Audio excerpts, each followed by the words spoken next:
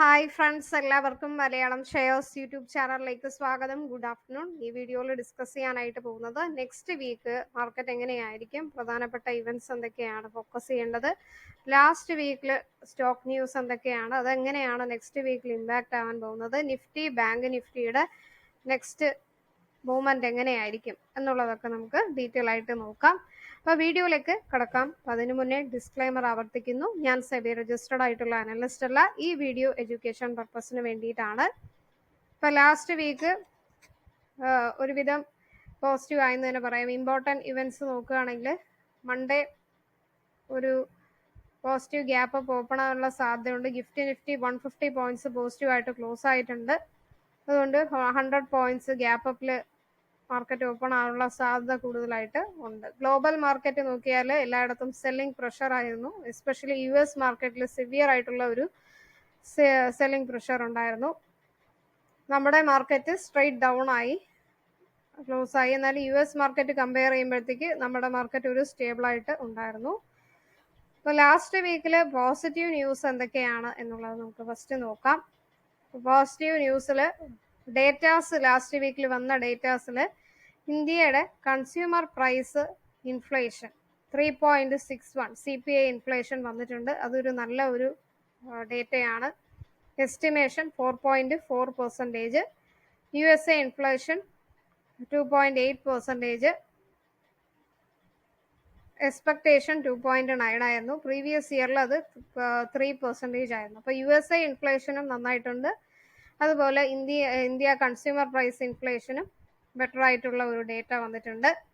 പക്ഷെ മാർക്കറ്റിൽ അത് വലിയ ഇമ്പാക്റ്റ് ഒന്നും വന്നില്ല കേട്ടോ. ദെൻ ഇന്ത്യയുടെ IIP ഡേറ്റ 7 months ഹൈ ആണ് വന്നിരിക്കുന്നത്. 5% വന്നിട്ടുണ്ട്. പ്രീവിയസ് നോക്കുകയാണെങ്കിൽ 3.5%. ഇപ്പോൾ ഗ്ലോബൽ ലെവലിൽ നോക്കുകയാണെങ്കിൽ ക്രൂഡ് $70 സസ്റ്റെയിൻ ചെയ്യുന്നുണ്ട്. അതുപോലെ ഡോളർ ഇൻഡെക്സ് 103 വന്നു. ലാസ്റ്റ് വീക്കിൽ പോസിറ്റീവ് ന്യൂസ് ഉണ്ടായിരുന്നു. ഇതൊക്കെയാണ് മേജർ ആയിട്ടുള്ള ന്യൂസ് പോസിറ്റീവ് ആയിട്ട് നോക്കുമ്പോൾ. നെഗറ്റീവ് ആയിട്ട് നോക്കുമ്പോൾ ഓഫ് കോഴ്സ് ട്രംപിന്റെ ടാരിഫ് ന്യൂസ് ആണ്. അപ്പോൾ ടാരിഫ് ന്യൂസിൽ ലാസ്റ്റ് വീക്കിൽ ട്രംപ് വളരെ ആക്റ്റീവ് ആയിരുന്നു. അഡീഷണൽ ആയിട്ട് കാനഡ ആൻഡ് മെക്സിക്കോയ്ക്ക് അലുമിനിയം ആൻഡ് സ്റ്റീലിൽ 25% താരിഫ് ഇൻക്രീസ് ചെയ്യുന്നുള്ള ഒരു ന്യൂസ്. അതുപോലെ ചൈനയ്ക്ക് 10% താരിഫ് ഇൻക്രീസ് ചെയ്തിട്ടുണ്ട്.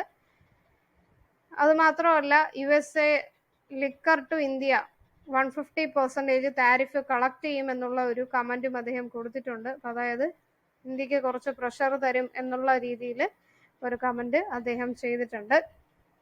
പിന്നെ ഏപ്രിൽ 7 റെസിപ്രോക്കൽ താരിഫിന്റെ ഒരു അനൗൺസ്മെന്റ് വരാൻ പോകുന്നു. അപ്പൊ അതിന്റെ ഇമ്പാക്റ്റും സിവിയർ ആകാനുള്ള സാധ്യത ഉണ്ടായിരിക്കും.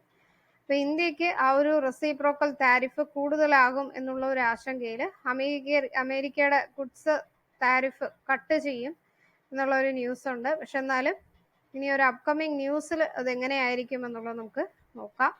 ഇതൊക്കെയാണ് മേജർ ആയിട്ടുള്ള നെഗറ്റീവ് ന്യൂസ്. ഇപ്പോൾ സെൻസസ് 503 നെഗറ്റീവില് ക്ലോസ് ആയിട്ടുണ്ട്. 0.67% ക്ലോസ് ആയി. അതുപോലെ നിഫ്റ്റി 155 പോയിന്റ്സ് ഡൗൺ പോയിട്ട് 0.68% ഡൗൺ 22,397 സെറ്റിൽ ആയിട്ടുണ്ട്.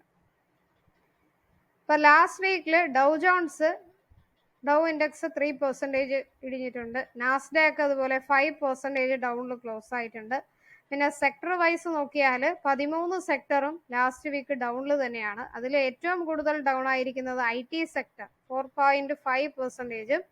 പിന്നെ media, PSU bank, auto, reality ഇതൊക്കെ തന്നെ 2 to 4% താഴേക്ക് പോയിട്ടുണ്ട്. ആസ് യൂഷ്വൽ FI നല്ലൊരു കണ്ടിന്യൂസ് സെല്ലിംഗ് ആണ് നടത്തുന്നത്. DAS ബൈ ചെയ്യുന്നുമുണ്ട്.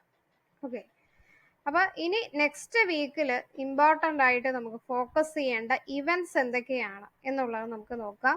അപ്പൊ മൺഡേ മാർച്ച് 17 12 മണിക്ക് ഇന്ത്യയുടെ WPI ഇൻഫ്ലേഷൻ വരുന്നുണ്ട്. 2.31%. ഫോർകാസ്റ്റ് വരുന്നത് 2.4% ആണ്. പിന്നെ 6 മണിക്ക് USA റീറ്റെയിൽ സെയിൽസ് ഡേറ്റ വരും. അപ്പൊ ആ 2 കാര്യമാണ് മൺഡേയിൽ ഉള്ള പ്രധാനപ്പെട്ട ഒരു ഇവന്റ് തിങ്കളാഴ്ചക്ക്. പിന്നെ ചൊവ്വാഴ്ച 6:45 PM USA industrial production data വരും. പിന്നെ ബുധനാഴ്ച 8:30 മണിക്ക് ജപ്പാന്റെ ഇൻട്രസ്റ്റ് റേറ്റ് ഡിസിഷൻ വരും. 0.5% ഫോർകാസ്റ്റ് 0.5% തന്നെയാണ്. 11:30 PM USA fed interest rate decision വരും. 4.5 ഫോർകാസ്റ്റ് 4.5. പിന്നെ 11:30 PM USA FOMC പ്രൊജക്ഷൻ വരുന്നുണ്ട്. അതുപോലെ 1:50 PM ഫെഡ് പ്രസ് റിലീസ് വരും. അത് വളരെ ഇമ്പോർട്ടൻ്റ് ആയിട്ടുള്ള ഒരു കാര്യമാണ് ബുധനാഴ്ചക്ക്. പിന്നെ വ്യാഴാഴ്ച അതുപോലെ 5:30 മണിക്ക് BOE ഇൻട്രസ്റ്റ് റേറ്റ് ഡിസിഷൻ വരും. 4.5%, ഫോർകാസ്റ്റ് 4.5%. പിന്നെ ഫ്രൈഡേ വെള്ളിയാഴ്ച 5 മണിക്ക് രാവിലെ ജപ്പാൻ ഇൻഫ്ലേഷൻ റിപ്പോർട്ട് വരും. 4%, ഫോർകാസ്റ്റ് വരുന്നത് 4.2% ആണ്.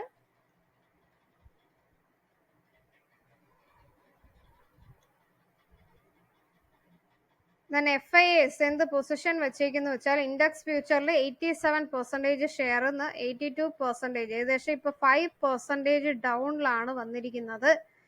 ഇപ്പോൾ ഷോർട്ട് റെഡ്യൂസ് ആക്കിയിട്ടുണ്ട്. സ്റ്റിൽ 8.2% ഷോർട്ട് തന്നെയാണ്. സ്റ്റിൽ 82% ഷോർട്ട് തന്നെയാണ്. ഏകദേശം 5% ഡൗണിലാണ് FIS പൊസിഷൻ വെച്ചിരിക്കുന്നത്. ഓക്കെ. പിന്നെ ഗ്ലോബൽ ലെവലിൽ നോക്കുകയാണെങ്കിൽ ഔട്ട് പെർഫോം ചെയ്തിരിക്കുന്ന ഇൻഡെക്സ് ഏതാണെന്ന് വെച്ചാൽ ചൈന ഇൻഡെക്സ് ആണ്. അതിൽ ഹാൻസൺ ഇൻഡെക്സ് 44% ഹൈ ആണ് ലാസ്റ്റ് ഇയർ കമ്പയർ ചെയ്യുമ്പോഴത്തേക്ക്. അതുപോലെ ജർമ്മനിയുടെ ടാക്സ് ഇൻഡെക്സും ഇൻക്രീസ് ആയിട്ടുണ്ട്. 28% ഹൈയിൽ ട്രേഡ് ചെയ്യുന്നു. അതുപോലെ അമേരിക്കൻ മാർക്കറ്റ് ആയാലും 7% high, Dow Jones 8% high, NASDAQ 11% ഹൈയിലാണ് ഗ്ലോബൽ ലെവലിലുള്ള പെർഫോമൻസ് ഇൻഡെക്സ് ബേസ് ചെയ്ത് നോക്കിയാൽ. പക്ഷെ അതേസമയം നിഫ്റ്റിയുടെ കാര്യം നോക്കിയാൽ 2024 മാർച്ച് മന്തിൽ മാർച്ച് 12-ാം തീയതി 22,335 ആ ഒരു ലെവല് ക്ലോസ് ആയി. ഒരു വർഷം കഴിഞ്ഞു. ഇപ്പൊ നോക്കിയാലും അതേ ലെവലിലാണ് 22,335 ഇപ്പൊ നിൽക്കുന്നത്.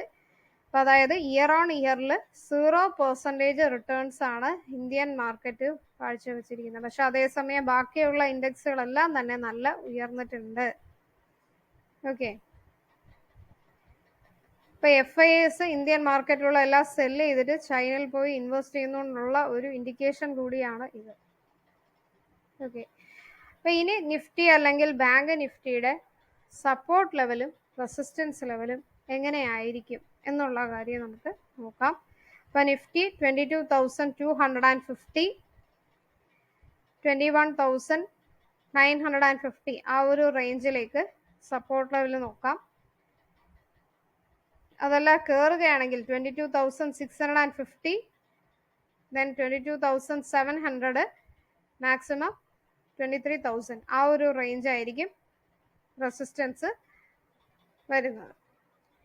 ബാങ്ക് നിഫ്റ്റിയുടെ കേസ് പറയുകയാണെങ്കിൽ ബാങ്ക് നിഫ്റ്റി 47,700 സപ്പോർട്ട് ലെവല്, 47,000 വരെ പോവാം. റെസിസ്റ്റൻസ് ലെവല് 48,700, 48,850 ഇതാണ് ബാങ്ക് നിഫ്റ്റിയുടെ ലെവല്.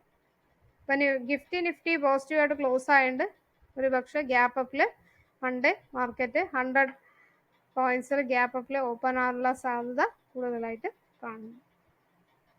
അപ്പൊ ഇതാണ് ഒരു നെക്സ്റ്റ് വീക്കിലുള്ള ഇമ്പോർട്ടൻ്റ് ആയിട്ടുള്ള ഇവന്റ്സിന്റെ ഒരു ഷോർട്ടായിട്ടുള്ള ഒരു വിവരണം. ഇതിൽ എന്തെങ്കിലും ആഡ് ചെയ്യണം കൂടുതലായിട്ട് അല്ലെങ്കിൽ സ്റ്റോക്കിന്റെ എന്തെങ്കിലും കാര്യങ്ങൾ നിങ്ങൾക്ക് അറിയണം എന്നുണ്ടെങ്കിൽ കമന്റ്സിൽ രേഖപ്പെടുത്തുക. നെക്സ്റ്റ് വീഡിയോയിൽ നമുക്കത് ഡിസ്കസ് ചെയ്യാം. മലയാളം ഷെയറുടെ യൂട്യൂബ് ചാനൽ ഇതുവരെ സബ്സ്ക്രൈബ് ചെയ്തിട്ടില്ലെങ്കിൽ മറക്കാതെ സബ്സ്ക്രൈബ് ചെയ്യുക, ബെൽ ബട്ടൺ ക്ലിക്ക് ചെയ്യുക. പുതിയ വീഡിയോസ് ഒക്കെ ഇടുമ്പോൾ നോട്ടിഫിക്കേഷൻ വരും. പ്ലേ ലിസ്റ്റിൽ ബിഗിനേഴ്സിന് വേണ്ടി ഒത്തിരി വീഡിയോസ് ചെയ്തിട്ടുണ്ട്. Basic video, crude oil strategy related ആയിട്ടുള്ള videos, technical chart pattern related ആയിട്ടുള്ള വീഡിയോസ്, പിന്നെ ഹൗ ടു ലേണിംഗ് വീഡിയോസ് പറഞ്ഞിട്ട് 50ഓളം വീഡിയോസ് ചെയ്തിട്ടുണ്ട്. അപ്പൊ അതൊക്കെ ചെക്ക് ചെയ്ത് നോക്കുക. മലയാളം ഷെയറുടെ ഒറിജിനൽ ആയിട്ടുള്ള ടെലഗ്രാം ചാനൽ തന്നെ എല്ലാവരും സബ്സ്ക്രൈബ് ചെയ്യുക.